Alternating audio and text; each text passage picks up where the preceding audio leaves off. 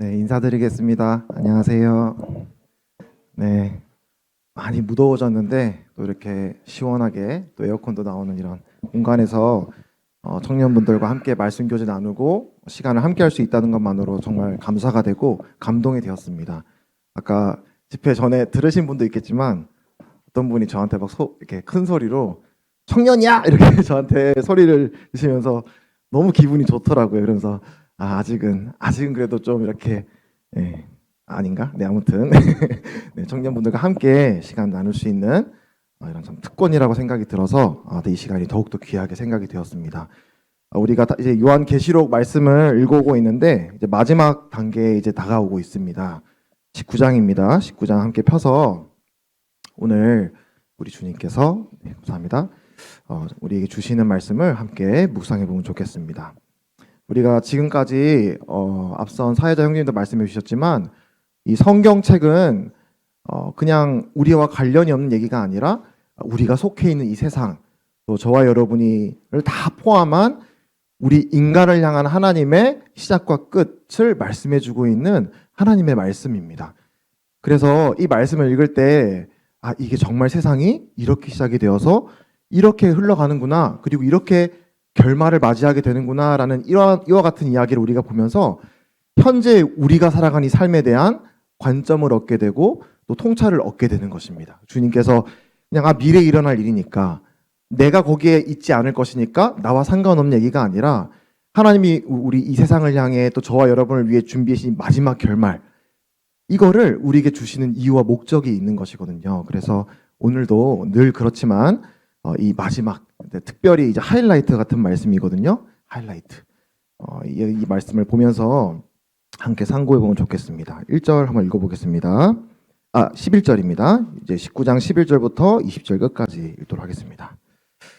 또 내가 하늘이 열린 것을 보니 보라, 백마와 그것을 탄 자가 있으니 그 이름은 충신과 진실이라. 그가 공의로 심판하며 싸우더라. 저는 이제 오늘 시작되는 이 부분, 특별히 19장 앞에부터 이어지는 내용이기도 합니다만, 이 19장에서부터 20장까지의 내용을 생각하면 그 유명한 영화가 생각이 나요. 그 반지의 제왕이라고 혹시 아시죠? 아시는 분 계신가요? 반지의 제왕. 거기에 3부작으로 돼 있는데 마지막에 왕의 기한이라는 이제 마지막 이제 영화를 보면은 막 이제 악의 세력이 막 정말 거의 주인공들을 다 이렇게 집어삼키는 절체절명의 순간 때 이제 그 악의 근원인 반지가 파괴가 되고, 그러면서 막 우르르 하면서 이제 모든 그 악에 동조했던 그 악한 세력들이 다 이렇게 척결이 되는 그런 장면이 이제 마지막 영화에 나옵니다. 그래서 이제 그러면서 거기 제목이 왕의 기한인데, 그래서 이제 그 나라를 통치할 적법한 그 왕이 아라곤이라는 사람이 이제 돌아오게 되는 그 이야기를 다룬 게 이제 반지의 제왕인데, 이제 똑같은 이야기는 아닙니다만 이제 오늘 여기서 보시게 되시겠지만 여기 백마탄 한 사람이 이제 이 땅에 오시게 됩니다. 그분은 바로 우리 예수님이시죠.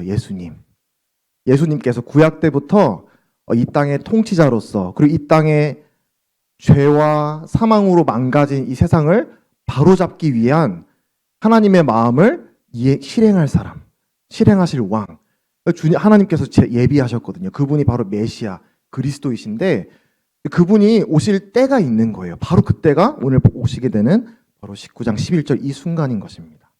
그래서 하나님의 입장에서는 얼마나 그분의 아들을 이 땅에 보내고 싶으셨을까요? 정말 우리보다 더 보내고 싶으시지 않으셨을까요? 근데 이제 그때가 지금 이제 19장 11절에 시작이 되는 거예요. 드디어 하나님이 정말 이 죄악의 이런 너무나 악한 것들, 하나님의 이런 거룩에 맞지 않는 것들을 그냥 침묵하시고 이거에 대해서 무관심하신 줄 알았는데 그게 아니었다라는 것을 드디어 나타내시는 장면이 19장 11절에 이제 나오게 됩니다. 백마, 이제 하얀 말을 탄 이제 이 왕, 군주가 이제 나오게 되는데요. 보통 이제 하얀 말을 탄 이제 군주를 이제 보통 기록을 하면 이 시대에는 어떤 정복자를 상징합니다. 정복자. 그래서 당시에 이 글을 읽고 있었던 때인 이제 AD 1세기 경에도 그 로마 황제 있죠. 로마 황제 가이사 시저, 루비콘 강을 건널 때도 이 백마를 탄 확 멋있게 이렇게 루비콘 강을 건너면서 이 로마 제국을 확장해 나가는 아주 그 승리자의 로마 황제의 모습이 이 모든 전 세계 사람들 가운데 잘 알고 있는 그런 이미지였습니다. 그래서 사람들이 생각했을 때는 그 백마 탄 그 누군가는 이 세상을 지배하는 사람, 정복하는 사람에 대한 이미지가 있었던 거예요. 근데 여기 하늘이 열리고 하늘에서 한 분이 내려오시는데 그분이 바로 이 백마를 타고 내려오신다라고 말씀하고 있는 것이죠. 근데 바로 이분은 이 세상에 있는 정복자, 그리고 이제 요한계시록 6장 1, 2절에도 나오는데 거기에 흰말을 탄 한 사람이 나오거든요. 이 사람 계시록 6장에 나오는 이 흰말을 탄 사람은 이 그리스도가 아니십니다. 그분은 짝퉁 그리스도, 적 그리스도, 메시아를 모방하는 가짜 평화를 약속하는 그런 어떻게 보면 적 그리스도, 사탄의 어떤 모습이 흰말을 탄 또 한 사람으로 나오고 있거든요.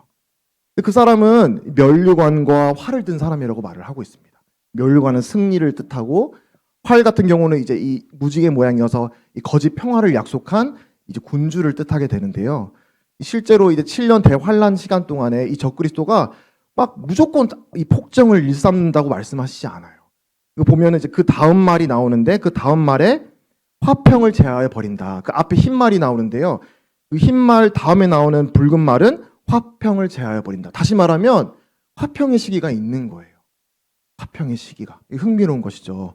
그러니까 이제 이 적그리스도, 이제 하나님을 대적하는 이 가짜 그리스도는 이 사람들에게 거짓 평화를 이제 약속하는 것입니다. 사탄도 마찬가지예요. 그냥 전쟁을 무조건 이렇게 일으키는 것이 사탄이 아니라 우리들에게 일시적이고 거짓된 평화를 약속하기도 합니다. 우리가 살아가는 이런 죄악된 삶에 대해서 괜찮아. 너가 하는 그런 행동이 결과 따위는 없을 거야. 그냥 책임을 지지 않고 그냥 너가 원하는 대로 살아. 너가 너 인생의 주인이 돼서 살아라고 속삭임을 하는 것이 바로 이 사탄 마귀가 하는 일이거든요. 그래서 그런 말을 들었을 때 내 마음대로 살고 싶은 우리 죄인들에게 있어서는 평화로운 것이죠. 그렇죠? 내 마음을 찌르는 게 없고 나한테 이래라 저래라 하는 사람이 없으니까. 하지만 그거는 이제 일시적인 평화, 거짓 평화라고 말씀을 하고 있습니다. 근데 그와는 달리 이 하늘에서 내려오는 백마탄 바로 예수 그리스도께서는 이 진정한 왕이시고 이 영원한 평화, 또 영원한 의를 이루실 분이라고 말씀을 해주고 있습니다. 그래서 여기서 쭉 이어지는 내용들을 보시면 이제 나오는 구절들을 보면은 일찍이 사도 요한이 이 요한계시록 앞장에서도 이제 부활하신 주님의 영광스러운 모습을 묘사했던 표현들이 여기서도 나옵니다. 12절에 여기 보면 이제 불꽃 같은 눈이 나오죠. 불꽃 같은 눈. 여기 이제 1장에서도 부활한 주님의 불꽃 같은 눈이 나오고요. 15절에서는 이 입에서 예리한 검이 나옵니다. 그래서 이 검으로 만국을 침판하시는데 이것도 마찬가지로 이 1장 주님의 부활한 모습을 본 이 요한이 부활한 주님을 보았을 때 입에서 예리한 검이 나왔다라고 말씀을 하고 있어요. 그리고 이제 철장으로 만국을 다스리는 15절에도 철장, 이제 지팡이, 철로 된 지팡이로 세상을 통치하시고 다스리고 잘못된 것들은 바로잡는 이런 이 의로운 심판주의 모습이 또 이제 2장, 12장 이런 곳곳에서 묘사되어 있습니다. 누가 봐도 이 19장 11절부터 나오는 이 백마탄 사람은 다른 누구도 아니 바로 부활하신 주님, 우리가 고대하고 기다리는 그 예수 그리스도라고 하는 것을 알 수 있습니다. 그래서 오늘 이 시간에 이제 여기 계신 청년분들과 나누고 싶은 부분이 이제 있는데요. 그거는 이제 여기에 다 나누면 좋겠습니다만 또 이제 읽으시면서 또 느낀 점들은 또 이제 분반 시간에 나누면 좋겠고요. 저는 이제 말씀을 읽으면서 좀 다가왔던 이제 포인트가 이제 이름들입니다. 여기 보면은 이제 이름이 한 4개 정도 나와요. 4개. 이름이 4개 정도 나오는데 이제 이 이름들을 이제 조금씩 살펴보면서 이 하늘에서 백마를 타고 내려올 이 예수 그리스도는 어떤 몇 가지 이름을 갖고 내려오시는데 그 이름이 무엇인지, 그 이름을 가진 주님은 어떤 분인지를 한번 우리가 묵상해 보면 참 마음에 도움이 되겠다, 유익하겠다라고 생각이 됩니다. 이제 성경에서 성경에서 말하는 하나님의 이름, 하나님을 부르는 이름이 있잖아요. 거기는 여러 의미가 있습니다. 우리 사람이 가지는 이름, 이제 저는 명진, 노명진이거든요. 명진은 밝을 명, 참진. 밝고 참된 사람은 아니에요, 제가. 그래서 제 이름이 저의 속성을 반영하지 않아요. 이제 부모님이 그렇게 되기를 바라는 마음을 담아서 제 이름을 지어준 거겠죠. 그리고 제 이름을 원래 노명진인데 이제 원래 이름은 노명진이 아니었어요. 원래 이름은 노아였어요. 노아, 외자였습니다. 이사 가짜인가 써가지고 마지막 때 이삭을 줍듯이 전도하는 사람이 되라라고 이제 부모님이 좋은 의미를 담아 지으셨는데 왜 바꿨을까요? 네. 네. 뭐 저도 기억이 잘 안 나는데 유치원 때 엄청 놀림을 받았대요. 그러면서 막 어린 마음에 엄마 아빠한테 이제 싫다고 바꿔달라 해가지고 이름을 바꿔주셨어요. 또 감사하게도 좋은, 지금 생각하면 참 좋은 이름인데 이것처럼 우리 사람은 그냥 이제 부모의 바람, 어떨 때는 내가 원하지 않으면 바꾸기도 하는 그런 게 이제 우리 인간의 이름이라고 할 수 있을 텐데 하나님이 우리들에게 성경을 통해 말씀하신 하나님의 이름들은 하나님의 속성과 직결되는 것들이에요. 그냥 하나님의 바람이 아니라 하나님의 어떤 분인지를 이름을 통해서 나타내시는 거거든요. 그래서 이제 이 이름들을 통해서 이분은 예수 그리스도는 특히 이제 심판하러 오실 이 땅을 다스리러 이 땅에 오실 예수 그리스도는 이런 속성을 가진 분이구나라는 것을 이름들을 통해서 우리는 알 수 있습니다. 제일 먼저 11절에 나오죠. 그 이름은 충신과 진실이라. 충신과 진실이라. 사실 이제 이 말을 타고 오는 사람은 흰 말을 타고 온 사람은 정복자를 했잖아요. 이 땅을 막 쫙 자기의 어떤 권세와 능력으로 이 땅을 딱 무력으로 제압을 해가지고 정말 승리해 이렇게 이제 외침을 이렇게 포효하는 그런 이미지를 가진 그런 이미지인데 그 백마탄 그 예수 그리스도께서 지니신 이름은 좀 어울리지 않게 충신과 진실이라고 말씀을 하시고 있어요. 그래서 우리가 쭉 보게 될 이름들은 하나님께서 이 땅을 통치하시고 심판하실 자에게 주어진 자격을 가진 분은 이런 성품을 가진 자구나라는 것을 우리는 이제 알 수 있어요. 우리가 생각하는 세상을 심판하고 통치할 사람은 이런 사람이야라고 좀 다른 것이죠. 하나님이 생각했을 때 이런 자라야만, 이런 성품을 가진 자라야 충분히 이 땅을 통치하시고 또 이 땅을 다스리기에 심판하기에 부족함이 없다. 자격이 있다라고 하나님이 여기신다라고 하는 것이죠. 거기에 이제 충성된 증인이라고 말씀을 하고 있습니다. 충성된 증인. 여기 이제 증인이란 말은 이제 원어로는 이제 순교라는 말이랑 어원이 같아요. 증인. 증인은 뭐 하는 사람인가요?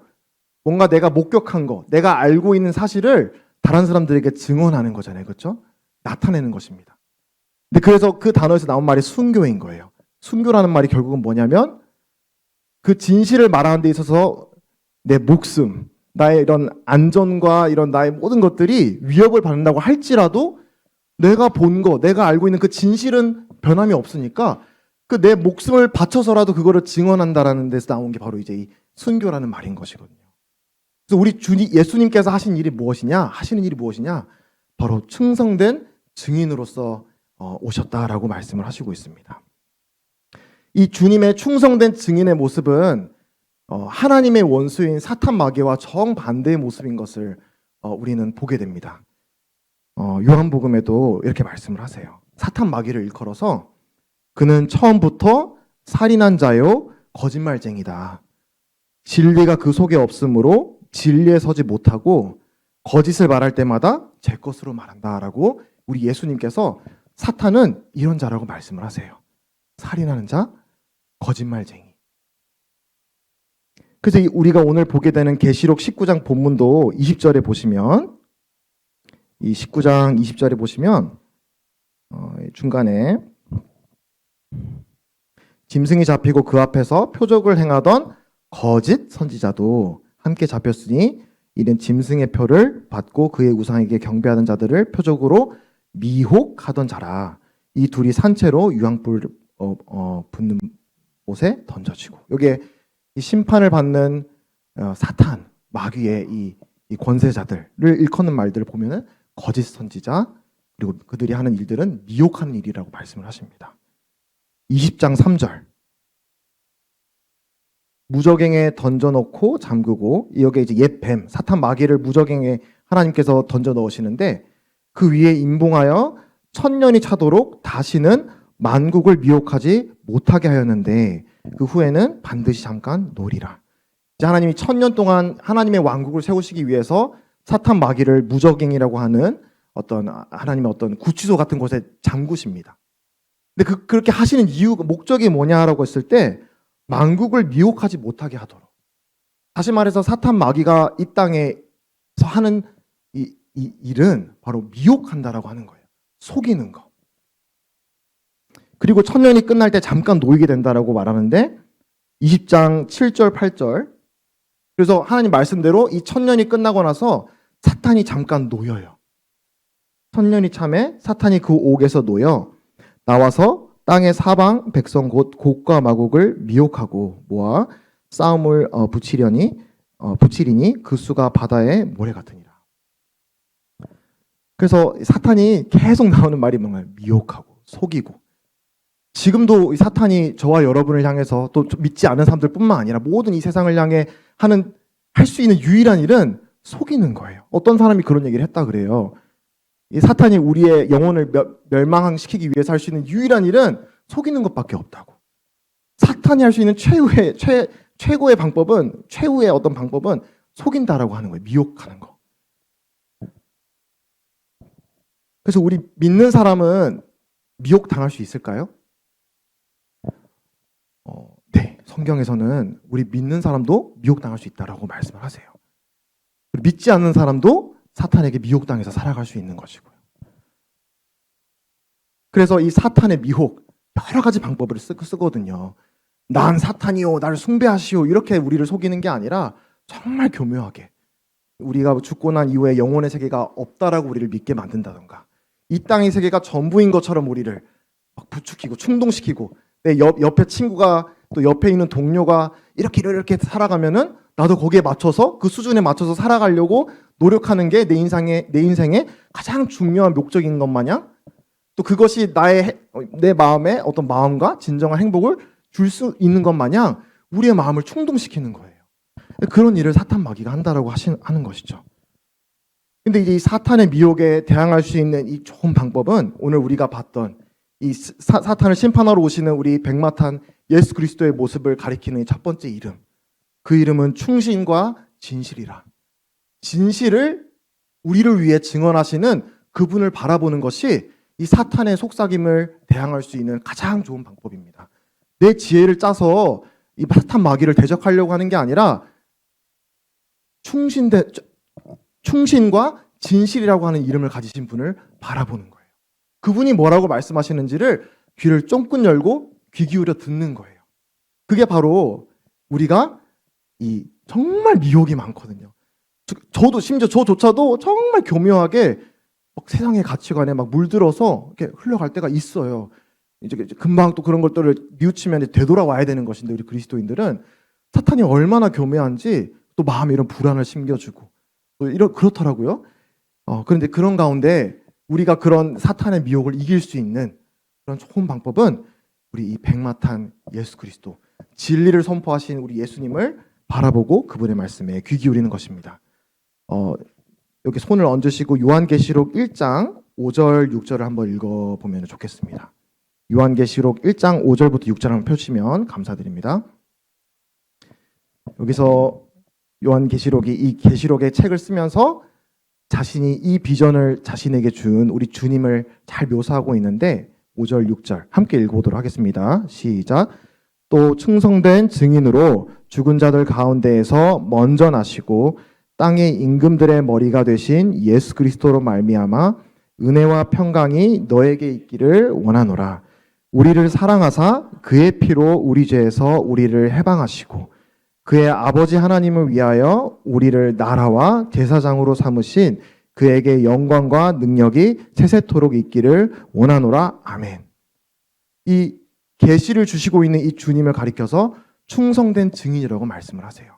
충신과 진실, 충성된 증인, 자신의 목숨을 바치시면서까지 그분 곁에 있었던 아버지, 그 품속에 있었던 그 아버지가 누구이신지를 이 죄악된 우리 인간들에게 담대하게 우리에게 말씀해 주신 분이 바로 예수님이시거든요.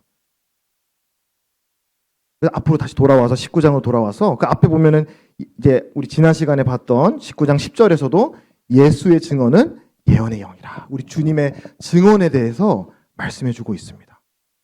그래서 우리가 아직 죄인 되었을 때, 내가 하나님을 거절하고 아직 저는 하나님 믿고 싶지 않아요라는 그러한 상태에 있을지라고 할지라도, 우리가 죄인 되었을 때 우리 하나님께서는 그 아들 예수 그리스도를 죽게 하심으로 말미암아 아버지께서 우리를 향한 사랑을 확증하셨다라고 로마서 5장 8절에서 증언하고 있습니다. 우리 주님의 충성된 증인, 그 십자가의 죽음은 아버지가 우리를 이만큼 사랑했다라고 우리에게 나타내신 거예요. 입증하신 겁니다. 그 구약시대 동안 수많이 우리에게 보였던 그 피의 제사, 거룩한 하나님의 속성 앞에 죄인이 다가오게 되면 타 죽을 수밖에 없는 그 거룩이라고 하는 하나님의 그 소멸하시는 불 같은 속성에 우리 죄악된 인간이 아무도 설 수가 없는데, 그 죄를 향한 하나님의 진노를 너희가 받는 대신 내 아들에게 쏟겠다라고 하는 것이 바로 십자가를 통해 나타내신 하나님의 사랑입니다. 그리고 여기 나오는 죽은 자들 가운데서 먼저 나셨다. 이 그분 안에 이 영생과 부활의 소망이 있다라는 것을 입증하셨습니다. 우리가 믿는 이 주님의 예수 그리스도에 대한 믿음, 그냥 우리는 이 기독교를 이 성경에서 말하는 예수님을 내 마음을 좋게 해주는 그냥 좋은 어떤 기운 이렇게 믿지 않잖아요. 실제로 이분은 2000년 전에 이 땅에 오셨고, 실제로 이분은 우리를 위해 이 땅 가운데 죽으셨고, 그리고 실제로 역사적으로 이분은 살아나셨습니다. 그래서 나의 마음의 상태와 기분과 내 연약함과 상관없이 하나님은 그 예수님의 죽으심과 부활을 보시고 우리를 의롭다 여겨주신다라고 하는 것이 이 성경을 통해, 역사를 통해 하나님 우리에게 주시는 선포입니다. 나와 상관이 없어요, 구원은. 이것을 우리 주님께서는 충성되게, 아주 충성되게, 충실하게 이 하나님의 뜻을 이제 실행하신 것입니다.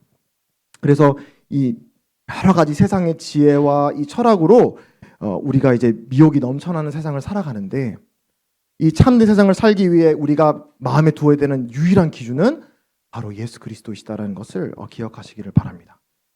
이제 두 번째 이름 13절에 나오거든요. 19장 13절에 보시면은 이 내려오시는 우리 주님의 두 번째 이름이 나옵니다. 이제 위치상 세 번째인데, 12절에 나오는 거는 마지막에 말씀을 드리겠습니다. 또 그 피 뿌린 옷을 입었는데 그 이름은 하나님의 말씀이라 칭하더라. 이제 두 번째 이름은 하나님의 말씀입니다. 하나님의 말씀.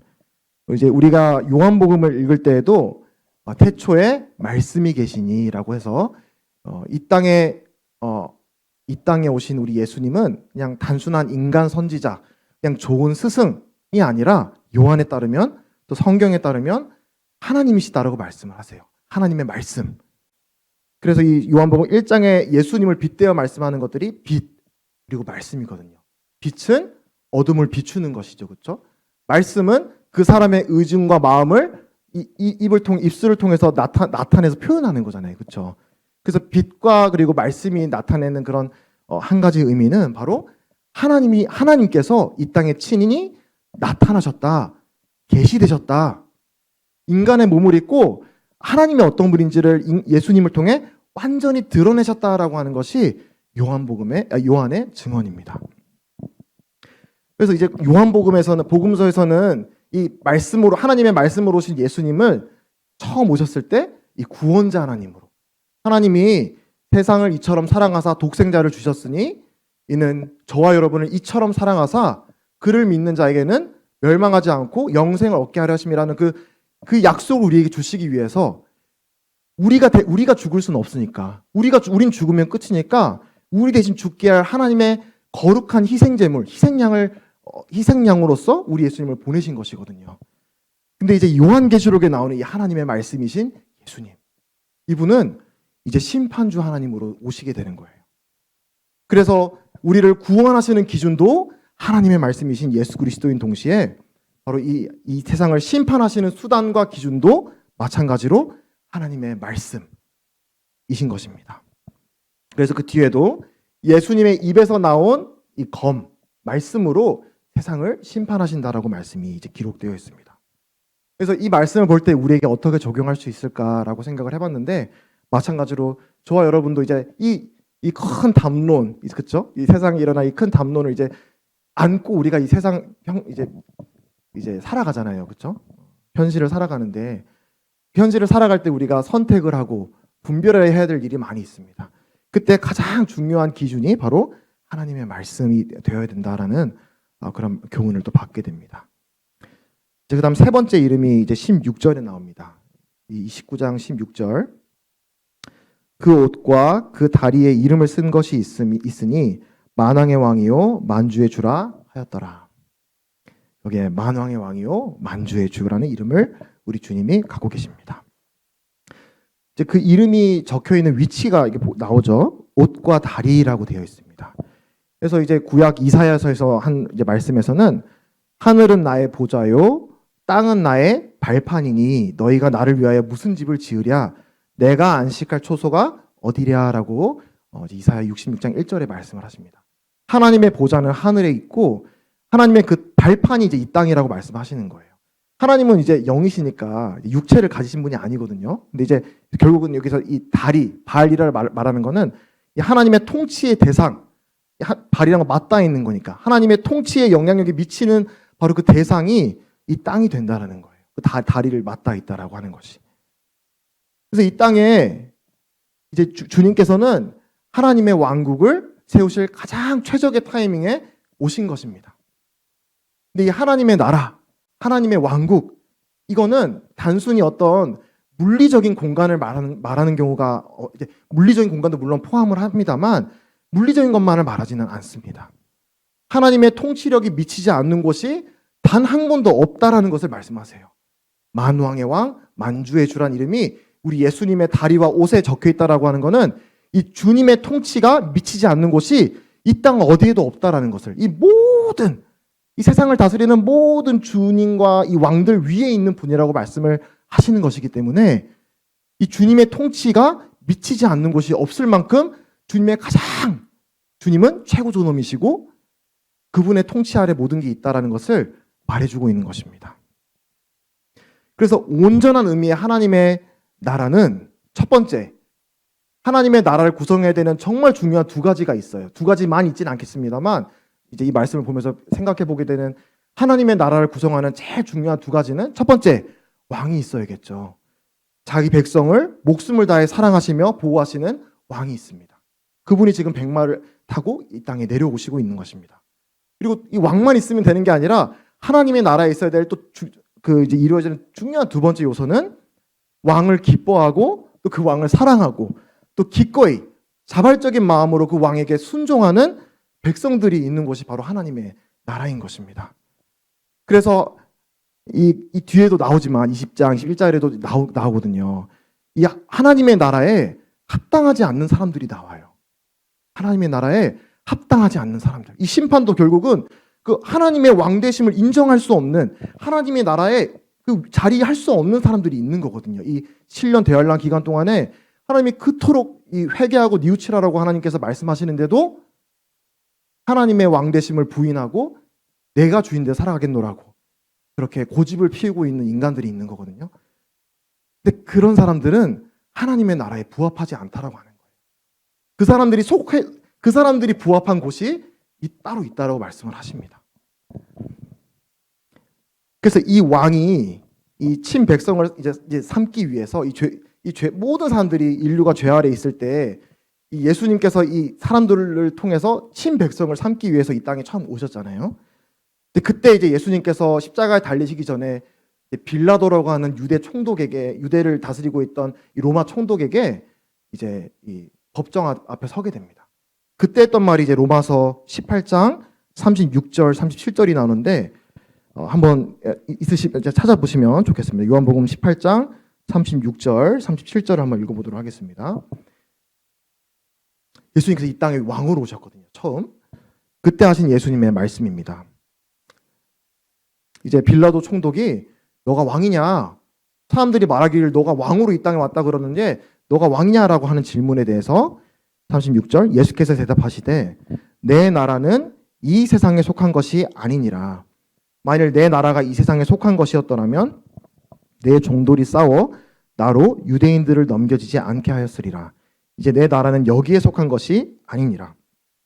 37절 빌라도가 이르되 그러면 내가 왕이 아니냐? 예수께서 대답하시되 너 말과 같이 내가 왕이니라.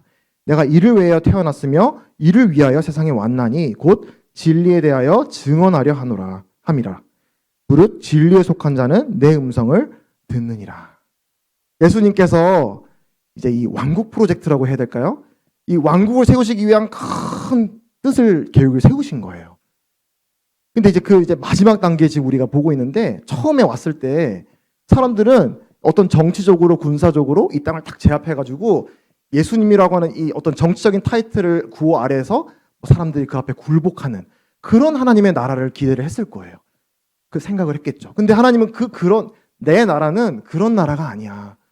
나의 통치, 내가 왕이 된 나라는 무력으로 원하지도 않는데 나를 왕으로 삼고 싶지 않은 사람들을 끌어다가 백성을 삼는 그런 나라를 말하는 것이 아니라, 내가 하나님이 어떤 분인지를 증언하러 왔고 내 음성에 믿음으로 반응하는 사람, 아버지께서 나로 인도하시는 그 사람들을 내 친백성으로 삼아서 때가 되면 이 땅에 내 왕국을 세워서 그 사람들로 가득 차오는, 그게 바로 내 나라야. 지금 이 땅에 나를 왕으로 모시기 쉽지 않은 이 많은 사람들이 있는 이 나라, 내 나라가 아니야 라고 지금 빌라도에게 말씀하고 있는 것이죠. 그래서 예수님께서는 지금 이 온 만국을 다스리는 이 이제 만왕의 왕, 만주의 주가 되시기 위해서 이 땅에 내려오셨습니다. 이제 이 만왕의 왕, 만주의 주라는 말은 이제 이 당시 사람들이 익히 알고 사용하고 들었던 말입니다. 이제 이 시대 사람들은 이제 로마가 가장 강력한 제국이었잖아요, 그렇죠? 그래서 로마 황제가 자신을 신으로 숭배하도록 사람들에게 이렇게 강요를 했어요. 그래서 시저가 갖고 있던 칭호가 하나님의 아들이었거든요. 그래서 이 성경에도 왜 하나님의 아들이라는 말을 의도적으로 쓰냐면, 그 로마 황제가 신이 아니야. 너희를 구원하고 심판할 수 있는 이 세상 만물의 만왕의 만주의 주인은, 참된 주님은 예수님이셔라는 것을 말하기 위해서 하나님의 아들이라는 말을 또 칭호를 쓰신 건데, 근데 그 당시에 시저는 주님이십니다라고 말을 하지 않으면 큰 어려움과 핍박을 당하게 되었거든요. 그래서 이걸 잘 알고 있었어요. 근데 그 어려움, 시저는 주님이십니다라는 그 고백을 하지 않고, 아니야, 참된 주님은, 내가 경배해야 될 분은 예수님 한 분밖에 안 계셔, 하나님 한 분밖에 안 계셔라고 하는 그 고백 때문에 어려움을 받고 있던 이 사람들이 요한계시록을 읽었을 때 한번 상상을 해봤어요. 얼마나 위로가 됐을까. 잘하고 있다. 예수님이 응원하는 것처럼 느껴졌을 것 같아요. 시저가 주가 아니야. 내가 주야. 내가 올 거야. 만왕의 왕, 만주의 주로서 이 땅에 올 거야.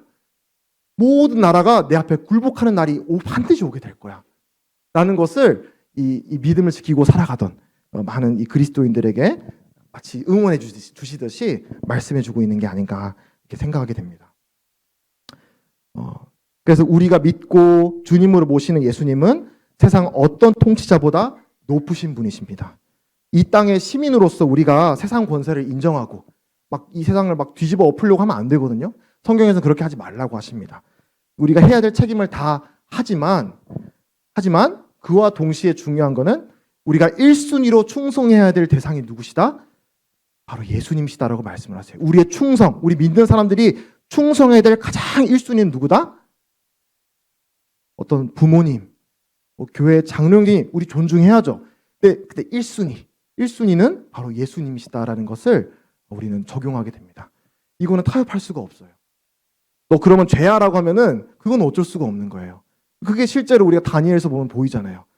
다니엘이 얼마나 그 당시에 이제 페르시아나 아니면 이제 그 제국 황제들한테 얼마나 깍듯하게 예우를 하고 존중을 했거든요. 또 합당한 어떤 순종을 나타내고. 근데 이 다니엘과 세 친구가 이 순종하지 않은, 타협하지 않은 한 가지가 있었는데, 그건 바로 하나님에 대한 예배를 방해받았을 때 그거는 내가 어떻게 할 수가 없습니다 라고 말을 했던 것이죠.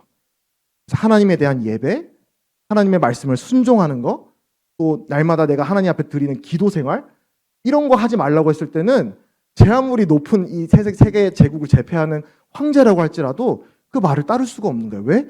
내가 충성해야 될 1순위이신 분은 하나님이시니까, 예수님이시니까. 저는 그래서 이런 참 저도 겁이 많은 사람으로서 이 다니엘, 또 이 7년 대환란을 정말 큰 또 인내와 용기를 가지고 살아가는 성도님들을 이렇게 상상해 보면서 저도 좀 내 삶에 내가 쓰는 시간과 돈과 또 관계를 생각했을 때 우리 주님이 나의 충성의 1순위인가? 라고 질문을 해보게 됐어요. 그리고 회개하게 되고 또 여러분들에게 말씀을 나한테 떠타지가 않더라고요. 그래서 참 회개가 되었는데 우리가 충성해야 되는 1순위는 예수 그리스도시다. 너무나 당연한 건데 참 우리가 잊고 살 때가 있다. 왜? 사탄이 이제 미혹을 이제 하는 것 같습니다. 네 번째죠. 이제 세 번째 이름이고 네 번째가 12절에 나옵니다. 그 눈은 불꽃 같고 그 머리에는 많은 관들이 있고 또 이름 쓴 것이 하나 있으니 자기밖에 아는 자가 없고, 여기에는 이름이 안 나와요. 여기에는 그분 자신만 아는 이름이 나옵니다. 이것도 참 흥미로운 말씀인 것 같아요. 그래서 이 말씀을 뭐 제가 올바로 이제 해석을 한 건지는 잘 모르겠습니다만 그분만 아시는 이름이라는 게 있는데, 심판을 하시는 데 있어서 이 생각을 하면서 결국 이 말씀이 주시는 우리에게 주신 교훈은 결국은 우리가 모르는 예수님의 특별한 영광이 있다라고 하는 거예요. 이번에 청년의 이제 캠프 때 어떤 한 형제님과 이제 말씀 끝나고 이제 얘기를 나눴어요. 이렇게 얘기를 나누면서 그 성도의 부활, 그리고 영원 세계 동안에 이제 하나님과 함께할 세계에 대해서 이제 자세히는 안 나와 있으니까 어떤 모습일까 이런 것들을 좀 얘기를 나눴는데, 이제 부활한 몸을 입고 나면 우리 주님의 모습과 같이 된다고 하잖아요, 그렇죠? 주님의 모습처럼 영광스러운 몸으로 우리가 부활하게 될 텐데, 그때가 되면은 우리 부활한 성도들은 정말 무한한 지식을 갖게 되는 걸까? 이제 배울 필요가 없는 그 완전한 지식, 완전한 능력, 누구에게도 의지하지 않아도 될 만큼 그냥 완전 무결한 존재가 되는 걸까? 그러니까 죄는 없겠습니다만 했을 때 이제 그건 아닌 것 같다라고 이제 얘기를 나눈 적이 있었습니다. 여기도 분명히 말하고 있지만 그분에게만 속해 있는 이름이 있는 거예요. 사람에게 알려지는, 사람이 알 수 없는, 아버지에게 부여받은 그 주님만 아시는 이름이 있다라고 말씀을 하세요. 그래서 이 주님의 아름다우신가, 이 놀라우심은 영원토록 알아가고 또 알아가고 또 알아가도 우리가 거기에 다함이 없다라고 하는 것을 알 수 있는 것이죠. 최근에 이제 디모데반에서 이제 교회에 대해서 배우고 있는데, 이제 한 몇 주 전부터 해서 나상 형제님이 오셔가지고 말씀을 전해주셨어요. 그래서 말씀을 듣다가 이제 이거랑 관련해서 좀 참 마음에 와닿았던 말씀이 있었는데, 요한계시록 2장 3장을 이제 말씀하시면서 주제는 이제 교회에 대해서였거든요. 그래서 2장과 3장에 나오는 7 교회들이 다 어떤 모종의 주님의 영광을 받습니다. 영광을 계시받아요. 주님의 이런 모습, 조금씩 이런 모습을 봤는데, 근데 형님이 말씀하시는 거는 이제 참 합당하다 생각이 들었던 게, 주님의 모든 영광을 소유한 교회는 없다라고 하는 거예요. 참 그게 와닿았어요. 그래서 내가 마치 어떤 특정한 무리가, 특정한 교단이 우리가 우리 예수님의 영광을 다 소유했어라고 말한다는 것은 대단한 교만이다라는 것을 말해주셨는데, 전 맞다라고 생각이 들었습니다. 여기도 마찬가지죠. 주님은 우리와 완전히 구별되신 분이십니다. 우리가 영원히 가더라도 예수님을 다 알 수는 없어요. 여기도 나오지만 주님은 주님에게만 주어진 특별한 영광이 있습니다. 그래서 우리의 경험, 또 우리의 지식의 틀 속에 예수님을 막 그냥 어떤 분석의 대상, 이 말씀을 읽을 때도 예수님이라고 하는 분을 우리의 충성의 대상, 믿음의 대상, 나는 이 길이 어떻게 될지 모르는데 이 말씀의 뜻이 이런 것 같은데, 하지만 그 말씀하시는 주님은 내가 가히 상상할 수 없을 만큼 더 원대한 분이고 크신 분이다라고 내가 믿는가? 아니면 내가 말씀을 읽고 살아갈 때 나 이제 예수님 믿은 지 몇 년 됐어, 성경도 이제 나 잘 알아 하면서 이제 예수님을, 하나님을 분석의 대상으로, 아니면 그냥 연구의 대상으로, 뭐 이렇게 되니까 이렇게 하나님 이렇게 하시겠지, 이런 마음으로 주님을 대하는 것은 합당하지 않다. 그 누구도 예수님의 모든 영광, 주님에 대한 모든 지식을 가진 사람은 없다라고 하는 거예요. 항상 우리는 부족합니다. 주님께 배워야 되고 주님이 나타내 주신 것만큼만 우리는 알 수 있고 감사할 수 있는 것 같아요. 그래서 최근에도 이제 성년회에서 예배 챌린지? 기도 챌린지인가요? 예배 챌린지인가요? 예배 챌린지죠. 예배 챌린지가 참 좋은 것 같더라고요. 그래서 저도 최근에 이제 초대가 돼서 이제 읽고 있는데, 이제 우리가 예배로 이제 내일 나아가게 될 텐데, 그런 마음을 가지면 좋겠다 생각이 들었습니다. 어떨 때는 저도 그런 강박관념이 있어요. 이 기승전결을 딱 따져가지고 주님 이제 그 기도 안에 들어가야 될 모든 어떤 내용을 다 넣는 거예요. 다 주님의 십자가, 부활, 승천 막. 근데 그렇게 하지 않아도 되더라고요. 될 것 같더라고요. 주님, 내가 정말 주님께서 맛보게 해주신 영광의 그 조그만 한 조각, 그거 하나 들고 가서 하나님께 감사합니다 하고 그걸 기뻐하고 하나님께 예배, 그거를 정말 기뻐하시겠다. 내가 다 예수님의 모든 그 구속의 비밀과 그 영광을 내가 다 내 입으로 말할 필요도 없고 내가 다 알 수도 없는 것이다라고 이렇게 적용을 해보게 되는 것 같아요. 그래서 여기 이제 주님이 나타내신 이름 가운데에는 그분만이 아니라 우리가 알지 못하는 이름도 있더라라는 것이 참 흥미로운 점이다라고 생각이 들었습니다. 이렇게 이런 놀라운 타이틀을 가진 우리 예수님, 백마탄 왕자님, 원조죠. 백마탄 왕이신 예수님께서 이런 성품, 이러한 성품을 지니신 분이야말로 이 땅을 다스리고 심판하시기에 합당한 분이다. 충성된 증인이신 분이야말로. 또 만왕의 왕, 만주이신 분이야말로 하나님의 말씀이신 분이야말로 이 세상을 심판하시고 통치하실 수 있는 분이시다라는 교훈을 받게 됩니다. 그리고 이제 17절부터는 이제 하나님의 이 백마탄 왕이 이 땅에 와서 심판하는 장면이 나옵니다. 잔치가 벌어져요. 이 잔치는 우리 지난주에 봤던 어린 양의 혼인잔치 보셨죠? 이거랑 대조가 돼요. 두 가지 잔치가 있는 거예요. 하늘에서 우리 믿는 성도들이 예수님 곁으로 올라가서 정말 주님 앞에서 우리 칭찬받을 거 싹 끌어모아가지고 야 너가 내 땅에 나랑 떨어져 있을 동안 이런 마음으로 이렇게 너가 봉사했고 섬겼구나라는 걸 칭찬하시고 상 주시고 또 우리도 그 멸류관을 다 주님께 돌려드리고 주님과 7년 동안 아주 행복한 그런 혼인의 잔치를 페스티벌을 벌이게 되는 와중에 이후에 여기 이제 주님을 끝내 주님을 거절한 완악한 교만한 인간들에 대해서 하나님께서 이제 심판을 내리시는데 이들이 이제 결국 하나님께 대항하다가 다 죽게 되고 그 시체들을 이제 공중에 있는 새들이 뜯어먹는 그걸 이제 어떤 하나의 잔치로 비유가 되는 그런 아주 그 생생한 장면들이 이제 기록이 되어 있습니다.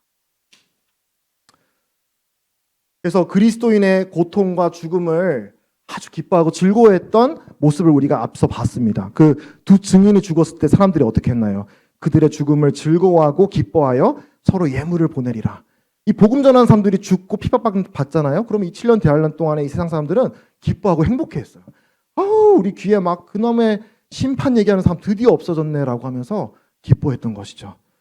근데 이제 그거에 대한 하나님의 보복이 지금 일어나는 것이에요. 이 보복 자체가 나쁜 거는 아닙니다. 보복이란 말 자체가 거부감이 들잖아요. 그렇죠? 하나님이 보복하신다고? 네, 근데 성경에서는 거듭 말씀하세요. 우리 보복이라는 게 우리 사람이 했을 때 불완전한 것이지 하나님께서 반드시 보복하시겠다라고 거듭 성경에서 말씀을 하십니다. 그리고 이제 이 참된 왕에 대한 전 세계적인 반역과 그에 대한 심판이 이제 19절부터 21절에 나옵니다. 또 내가 보매 그 짐승과 땅의 임금들과 그들의 군대들이 모여 그 말탄 자와 그의 군대와 더불어 전쟁을 일으키다가 짐승이 잡히고 그 앞에서 표적을 행하던 거짓 선지자도 함께 잡혔으니 이는 짐승의 표를 받고 그의 우상에게 경배하던 자들을 표적으로 미혹하던 자라. 이 둘이 산채로 유황불 붙는 못에 던져지고 그 나머지는 말탄 자의 입으로부터 나오는 검의 죽음에 모든 새가 그들의 살로 배불리더라. 이게 그 짐승과 땅의 임금들이 다 세력을 규합해서 이 말을 타고 온 이 왕 예수 그리스도와 그 군대가 있다라고 하잖아요. 흰 세마포를 입은 군대, 흰 세마포를 입은 사람들이 그 앞에 나오죠. 혼인잔치 때 우리 구원받고 주님 곁으로 간 모든 성도들, 그 흰 말을 탄 왕들과 또 이제 그 흰 세마포 옷을 입은 그 사람 성도들이 또한 흰 말을 타고 이 땅에 내려옵니다. 근데 여기 보면 그냥 상징이 아닌 것 같아요. 그냥 영적인 거를 그냥 그렇게 비유를 한 게 아니라 그 어떤 보이는 가시적인 대상을 대항하기 위해서 실제로 있는 이 땅에 있는 그 군대들이 이 세상 어떤 군대들이 세력들이 규합하는 것을 보게 됩니다. 그리고 이제 예수님의 입에서 나오는 검으로 이제 멸망하게 되는데 여기 보면은 짐승 20절에 짐승이 잡히고 또 거짓 선지자가 잡힙니다. 그래서 20절 마지막 끝에 이 둘이 산채로 유황불 붙는 못에 던져진다. 둘. 그래서 이제 여기에 적그리스도를 어떤 사탄 하나님의 원수를 어떤 이제 말하는 세 가지 이제 나왔잖아요. 세 가지 실체가 나왔는데 그 중에 둘이가 잡혀 들어가는 것입니다. 그 남은 한 사람이 어떻게 되느냐? 20장에 그 이야기가 나옵니다. 옛 뱀, 사탄. 마귀라고 일컬어지는 그 옛뱀에 대해서는 하나님께서 이제 불못에 넣는 것이 아니라 잠깐 무적행에 가뒀다가 다시 천년 후에 역사할 수 있도록 허락하시는 장면이 나옵니다. 어쨌든 이제 하나님을 이제 대적했던 안티 메시아를 세력에 동조했던 모든 사람들도 다 예수님의 입에서 나오는 검으로 죽게 된다라고 말씀을 하십니다. 그래서 이 하나님의 나라에 부합하지 않는 사람들을 심판하심으로써 하나님은 그분의 왕국을 세울 수 있는 기반을 이제 여기서 다지고 있는 것입니다. 다시 말씀드리지만 하나님의 나라는 거기에 부합한 사람이 들어가는 곳이에요. 하나님의 나라는 거기에 부합한 사람, 합당한 사람. 하나님의 나라에 합당하지 않은 사람은 죽었다 깨어나도 들어갈 수 없는. 그게 나중에 이제 우리 끝에 나오게 되는데 어린 양의 생명책에 기록되지 않는 사람은 내가 어떤 기독교적인 배경이 있다라고 할지라도 하나님의 나라에 들어갈 수 없다라고 말씀을 하세요.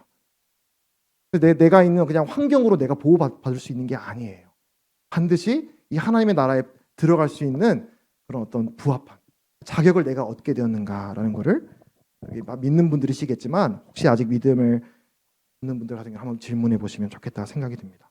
그래서 이렇게 이 심판을 통해서 우리에게 주시고 있는 또 이 계시록 전체의 어떤 주제이기도 합니다. 그 말씀의 구절에 생각이 났던 게 요한계시록 17장 14절 말씀인데 이건 한번 같이 앞에서 봤던 말씀이지만 참 저도 이제 최근에 말씀도 다시 또 위로가 되고 격려가 되고 되어서 한번 같이 읽어보면 좋겠다 생각이 됩니다.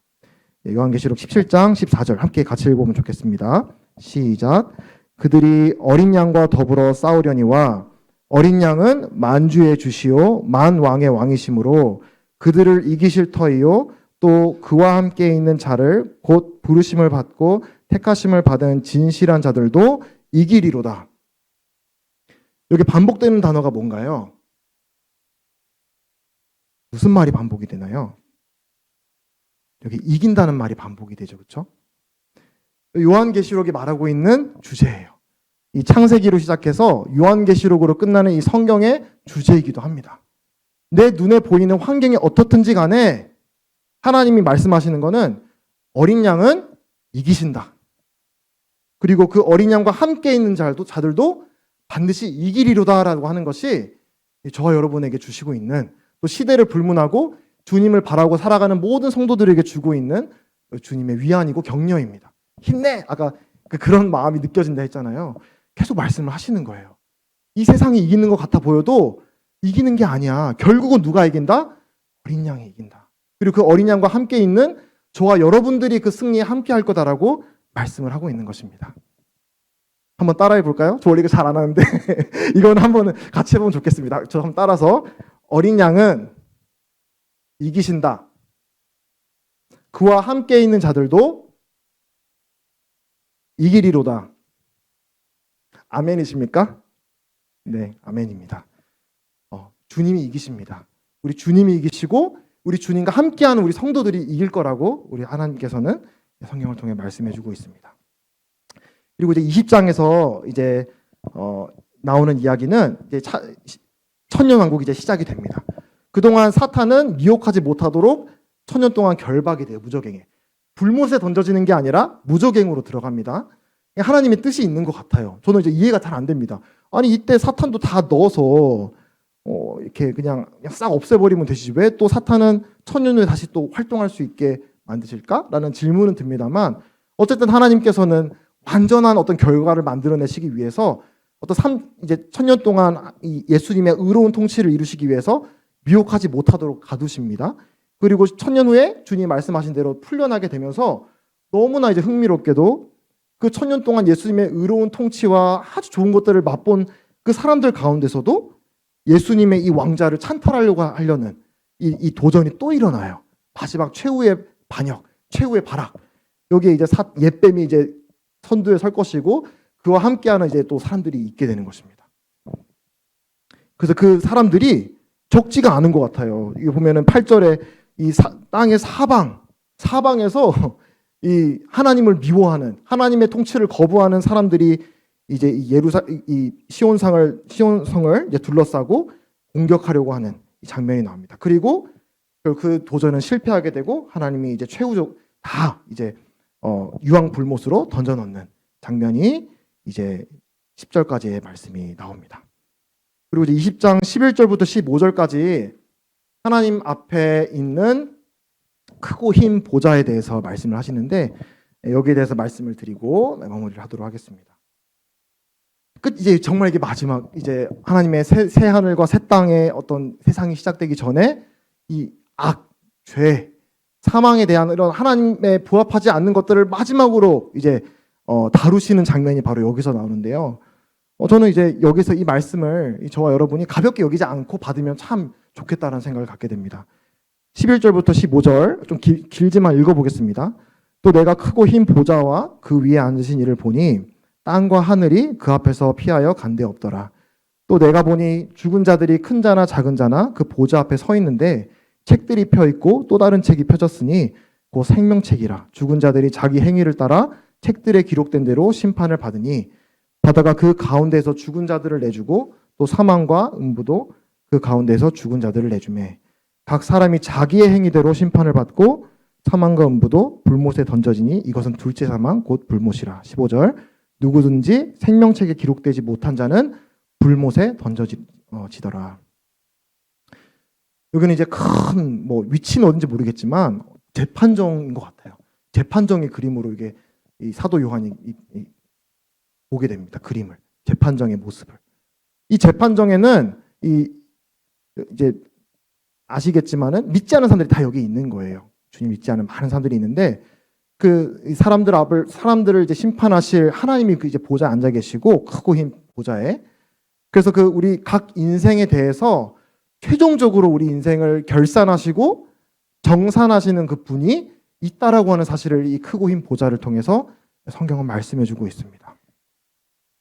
반드시 우리 인생은 믿지 않는 사람들의 말씀이십니다만 하나님은 우리 인생의 주인이시기 때문에 저와 여러분을 만드시고 창조하시고 우리에게 목적을 두고 우리를 이 땅에 보내신 분이기 때문에 우리가 그분 앞에 섰을 때 반드시 우리에게 책임을 묻는다는 거예요. 정산하고 결산하는 시기가 온다라고 하는 것입니다. 그리고 또 하나 이제 좀 주목이 됐던 점은 여기에 12절 중간에 보면 자기 행위를 따라라는 말씀이 있고요. 또 13절 끝에도 각 사람이 자기 행위대로 심판을 받고라는 말씀이 있습니다. 이 말씀을 통해서 이 지옥, 하나님의 최후의 어떤 심판이라고 했을 때 그 심판에는 다 정도가 이제 다르다는 것을 우리는 보게 됩니다. 막 어떤 그림, 막 어떤 애니메이션에 나오는 것처럼 그냥 막 큰 불가마에다가 그냥 다 상관없이 막 집어넣고 하는 그런 모습을 우리가 보통 이미지를 연상을 하는데 하나님께서 그 불못에 어떤 심판을 받고 고통을 받게 하시는 정도가 사람마다 다르다는 것을 알게 돼요. 각자 행위대로 하나님께서 심판하신다라고 말씀을 하십니다. 그리고 우리 인간 재판정은 그 행위의 결과만 보잖아요. 그렇죠? 이 내 행위가 이 사람에게 어떤 영향을 미쳤냐는 결과만 보고 재판을 하지만 우리 하나님께서는 그 각 사람의 행위의 동기, 과정, 그리고 결과 모든 것들을 종합해서 정말 누구도 뭐라 할 수 없을 만큼 공정한 재판을 이루시겠다고 하는 것을 볼 수 있습니다. 그래서 이 말씀을 통해서 우리가 경고받고 또 우리가 또 이제 생각해야 될 것은 더 많은 비침을 받고 끝내 거절한 자들에게 더 큰 고통이 있다라는 교훈이 성경에 나옵니다. 이 마태복음 11장 24절 찾지는 않겠습니다만 누가복음 10장 12절에 보면은 예수님이 이 마을에 가서 기적을 나타내시고 정말 믿을 수 있는 많은 증거를 보여주시면서 빛을 보여주시면서 사람들에게 복음을 전하시지만 사람들이 마을이 받지를 않거든요. 그 중에는 막 가브나움이라는 도시도 있었고 또 여러 마을들이 이 하나님이 보냈다라는 많은 증거를 보여주고 정말 너무나 자명한 말씀을 들려주는데도 그런데도 마음이 교만해 이 딱딱해서 말씀이 안 받아지는 거예요. 오히려 예수님이 보낸 제자들을 쫓아내고 그런 일들이 일어났거든요. 그럴 때 예수님이 이런 말씀을 하셨어요. 그 도시들을 마을들을 향해서 그 마을에 있는 사람들을 향해서 내가 너에게 이르노니 심판 날에 소돔 땅이 너희보다 견디기 쉬우리라. 이 소돔과 고모라가 어떤 땅인지 잘 아시죠? 그 구약 시대에 정말 하나님 볼 때 이 하늘에서 불을 떨어뜨려 멸망시켜야 할 만큼 악하고 타락한 도시였습니다. 그런 도시들이 받을 그 심판보다 너네들이 더 심판의 강도가 강하다고 할 것을 말씀해주고 있는 거예요. 여기도 마찬가지로 많이 비춤을 받고 또 주님을 끝내 거절한 사람에게는 하나님이 더 큰 책임을 물으신다는 것을 말씀해주고 있습니다. 그래서 사람들은 질문해요. 왜 세상에 빛도 못 보고 죽은 아기들은 어떻게 되냐? 복음을 들은 적도 없는 조선시대 사람들은 어떻게 되냐? 누구는 어떻게 되냐? 누구는 어떻게 되냐? 근데 분명한 거는 하나님이 공정하게 재판하신다고 말씀을 하세요. 비추어 주신 만큼, 계시해 주신 만큼 사람들의 반응을 따라서 공의롭게 판단하실 것이라고 믿습니다. 우리 하나님은 심지 않은 데서 거두지 않는다라고 말씀을 하시기 때문입니다. 하지만 그거보다 더 중요한 거는 지금 내 귀에 이렇게 명확한 복음이 들려지고 있는데 아직도 내가 이 복음에 대해서 비침을 받고도 뒷걸음질 치고 있다라고 한다면 그때는 하나님께서는 더 큰 책임을 물으신다라고 하는 것을 경고로서 말씀해주고 있다라는 것을 기억하시기를 바랍니다. 하나님께서는 지금도 저와 여러분들에게 이 구원의 길을 열어주셨고 이 행위가 아닌 예수님의 피를 의지해서 하나님 아버지 앞에 나올 수 있는 길을 활짝 열어놓으셨습니다. 이 기회가 주어져 있을 때 이때가 바로 이제 하나님께로 나올 때다라는 것을 꼭 말씀드리고 싶습니다. 그래서 불못에 던져지는 여부는 행위의 책이 있지 않습니다. 15절에 누가 불못에 던져진다고요? 누구든지 생명책에 기록되지 못한 자는 불못에 던져지더라. 이 행위의 책들 속에 어떤 나의 성과가 부족한 사람이 던져지는 게 아니라 그 사람이 불못에 들어가는 그 기준은 어디에 있다고요? 이 행위의 책이 아니라 생명책에 있습니다.